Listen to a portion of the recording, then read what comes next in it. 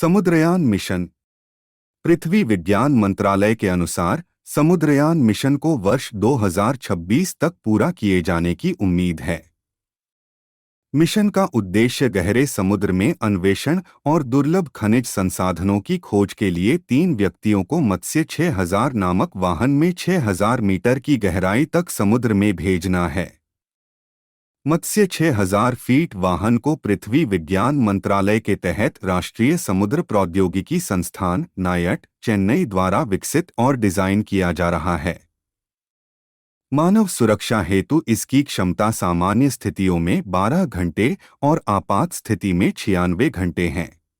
यह भारत का पहला अनोखा मानवयुक्त समुद्रीय मिशन है जो 6000 करोड़ रुपए के डीप ओशन मिशन मानवयुक्त सबमर्सिबल वैज्ञानिक कर्मियों को प्रत्यक्ष परीक्षण द्वारा गहरे समुद्र के अस्पष्टीकृत क्षेत्रों को देखने और समझने में सक्षम बनता है। यह केंद्र सरकार के न्यू इंडिया कार्यक्रम के दृष्टिकोण को भी बढ़ावा देगा, जो विकास के 10 प्रमुख आयामों में से एक के रूप में नीली अर्थव्यवस्था ब्लू इकोनॉमी को उजागर करता है।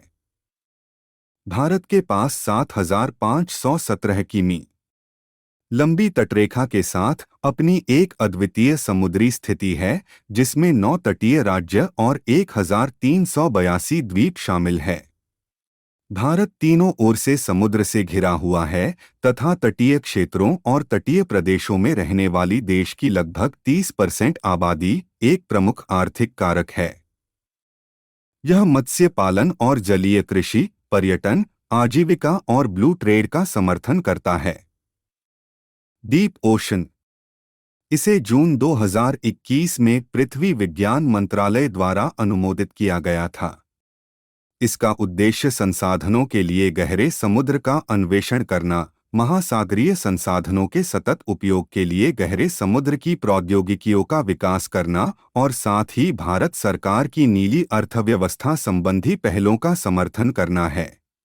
5 वर्ष की अवधि वाले इस मिशन की अनुमानित लागत 4077 करोड़ रुपए है, जिसे चरणबद्ध तरीके से लागू किया जाएगा। अन्य संबंधित पहलें। सतत विकास हेतु ब्लू इकोनॉमी पर भारत नॉर्वे टास्क फोर्स दोनों देशों के बीच संयुक्त पहल को विकसित करने और उसका पालन करने हेतु वर्ष 2020 में दोनों देशों द्वारा संयुक्त रूप से इसका उद्घाटन किया गया था। सागरमाला परियोजना। सागरमाला परियोजना बंदरगाहों के आधुनिकीकरण हेतु आईटी सक्षम सेवाओं के व्यापक उपयोग के माध्यम से बंदरगाह विकास के लिए एक रणनीतिक पहल है। ओस्मार्ट एक अम्ब्रेला योजना है जिसका उद्देश्य सतत विकास के लिए महासागरों और समुद्री संसाधनों का विनियमित उपयोग करना है। एकीकृत तटीय क्षेत्र प्रबंधन। यह तटीय और समुद्री संसाधनों के संरक्षण तथा तटीय समुदायों के लिए आजीविका के अवसरों में सुधार पर केंद्रित है।